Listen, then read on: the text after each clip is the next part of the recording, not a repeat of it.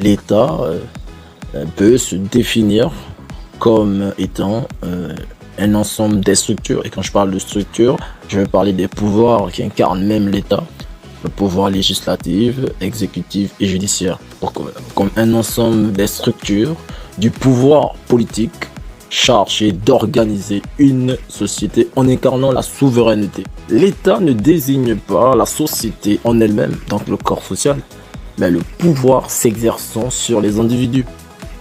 Lorsque cet instrument de pouvoir n'existe pas, alors on parle là de société sans État. S'intéressant aux différentes formes possibles d'État, la philosophie se demande quelle est la forme la plus parfaite de gouverner et s'interroge également sur sa légitimité.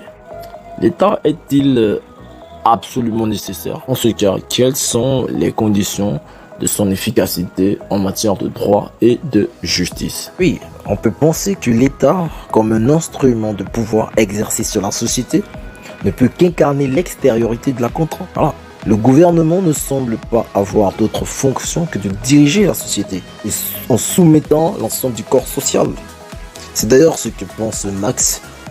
L'État ne peut qu'être le représentant de la classe dominante de la société.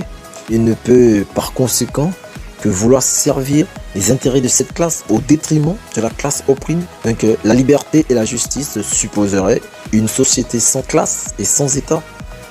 Alors, plus radicalement, avec l'anarchisme bakounine, qui critique toute forme d'État, considéré par définition comme contraire à la notion d'individu, dont il menace la liberté fondamentale et la capacité à l'autonomie. Alors, ce qui montre par là que l'État menace bel et bien la liberté et la justice des individus. Oui, il est possible de concevoir des sociétés sans État. Certaines sociétés primitives, étudiées notamment par l'anthropologue Pierre Clastres, montrent leur capacité à se passer de tout État, en ne reposant que sur la parole d'un chef, dénué paradoxalement de tout pouvoir. Ces sociétés sont appelées sociétés contre-État, tant leur mode de vie s'attarde à éviter toute forme de prise de pouvoir, notamment les sociétés sans État, ne reposant que sur la petitesse. Lorsqu'un groupe devient trop grand, il se scinde.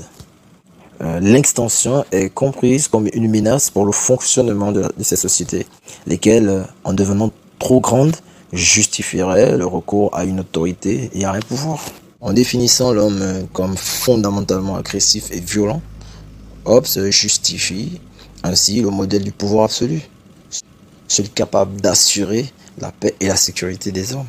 Le contrat servant de modèle au pouvoir absolu de Hobbes est nul, car il exige que l'homme se dépossède de sa liberté en échange d'une autorité absolue.